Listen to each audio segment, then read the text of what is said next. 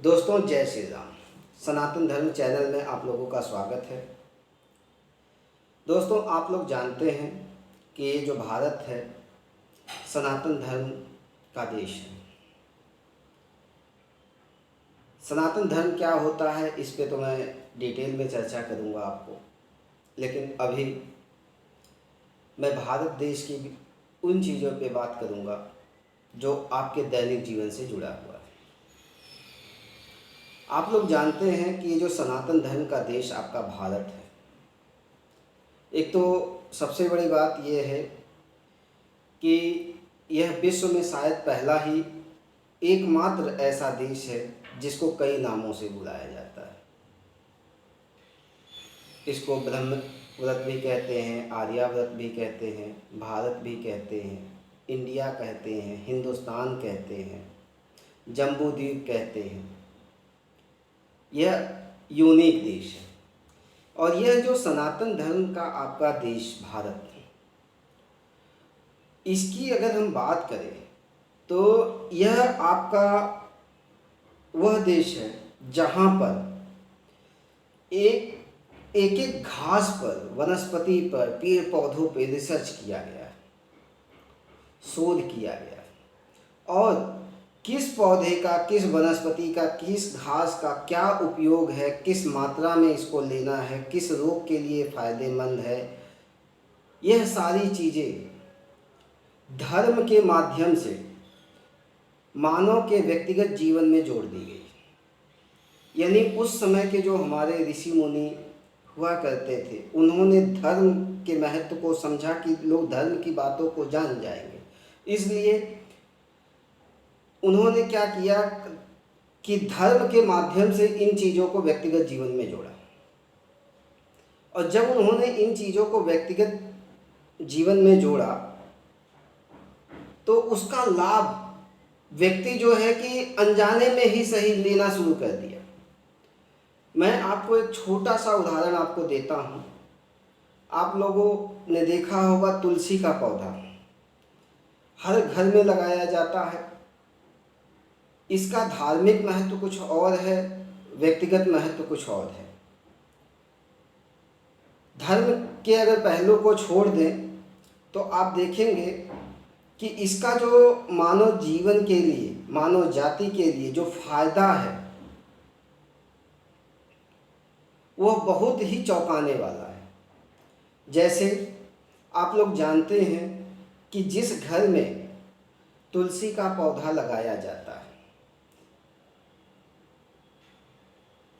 तो उस घर में क्या होता है, उस तुलसी के पौधे की जो पूजा वगैरह की जाती है वो तो अलग है, सुबह शाम जल देना, धूप अगरबत्ती करना वो अलग है। उस घर के आसपास का जो वातावरण होता है, एक निश्चित जो है कि क्षेत्रफल में वहाँ का वातावरण शुद्ध होता है। तुलसी के पौधे से बैक्टीरिया मर जाते हैं, ऑक्सीजन की मात्रा जो है कि बढ़ जाती है, हवा शुद्ध हो जाती है। साथ ही साथ क्योंकि घर में ही तुलसी का पौधा लगा हुआ है तो तमाम तरह के काढ़े, तमाम तरह की औषधियाँ बना के उसको जो है लोग पीते थे, जिससे बीमारियाँ नहीं होती थी, बैक्टीरियल बीमारी, वायरल बीमारी नहीं होती थी। वो जो तुलसी का पौधा है जिसको आप अपने घर में लगाते हो धार्मिक महत्व के कारण, चाय में आप उसको 4-5 पत्ती डाल के पीते हो, शरीर जो है कि एंटीऑक्सीडेंट का काम करता है। इसको अगर आप चाहो तो बुखार में आप इसका इस्तेमाल करते हो। अब बुखार में कैसे करना है, क्योंकि हम वर्तमान समय में पूंजीवाद की तरफ भाग रहे हैं तो हमें पता भी नहीं चलता है तुलसी के पौधे का इस्तेमाल कैसे किया जाता है, उसकी पत्तियों का इस्तेमाल कैसे किया जाता है।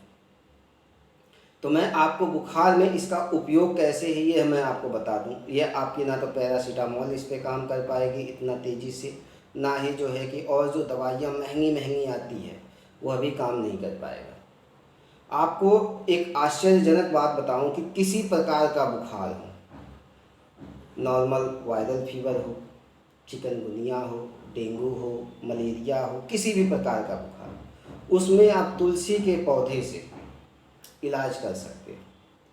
आपको करना क्या है, इसका इलाज का तरीका मैं बता दे रहा हूँ आपको, कि उस तुलसी के पौधे से 12 से 15 पत्तियाँ आप लीजिए, उसको पीस लीजिए। पीसना है, सिलबट्टे का तो इस्तेमाल करना धीरे धीरे आप लोग बंद कर दिए हैं, क्योंकि अब तो पैकेट वाली चीज़ें जो है खा रहे हो आप। तो सिलबट्टे पे या किसी चीज़ पे उसको पीस लीजिए। पीसने के बाद 1 गिलास पानी लीजिए, उसको उसमें डाल दीजिए और धीमी आंच में, अगर मिट्टी का बर्तन हो तो बहुत अच्छी बात है, नहीं है तो कोई बात नहीं, स्टील के बर्तन वगैरह में आप इस्तेमाल करिए। धीमी आंच में वह जो 1 गिलास पानी है उसमें जो है कि तुलसी की पत्ती को, जिसको आपने पीसा है, उसको क्या करिए, पकाइए। जब वह आधा गिलास रह जाए उसको या तो छान के पीजिए, वैसे ही ठंडा करके पी लीजिए। और सुबह के समय अगर ये करते हो खाली पेट तो और अच्छा है, नहीं तो किसी भी समय ये कर सकते हो आप।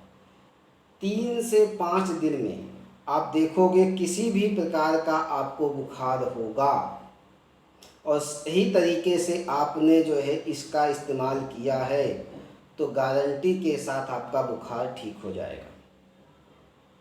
ये है तुलसी के पौधे का मानव जीवन के लिए महत्व। यानी एक तो वातावरण शुद्ध कर रहा है, दूसरा आपको शारीरिक रूप से स्वस्थ कर रहा है। तुलसी के पौधे में ऐसे गुण हैं कि कैंसर जैसी बीमारियों को ये ठीक कर सकता है। बस आप नियमित रूप से इसका सेवन करते रहें। अगर नियमित रूप से अगर आप इसका सेवन कर रहे हैं, सबसे पहली बात तो कैंसर आपको होगा ही नहीं, और थोड़े बहुत अगर लक्षण आ रहे होंगे तो वह उससे ठीक हो जाएंगे। और किसी वजह से अगर आपने इन चीज़ों का इस्तेमाल नहीं किया है, आपको कैंसर हो जाता है, तो फल वगैरह से जो है कि इसका इलाज होता है कैंसर का। एक लंबे समय तक आपको फल वगैरह खाना पड़ेगा, वो कैंसर भी आपका ठीक हो जाएगा। किसी भी स्टेज का कैंसर हो, बस सब्र के साथ, धैर्य के साथ हमें जो है कि उसका इस्तेमाल करना। वर्तमान समय में हम सबसे बड़ी चीज़ हमने किया है कि अपने धैर्य को, अपने पेशेंस को खो दिया है। ऐसा क्यों हुआ है?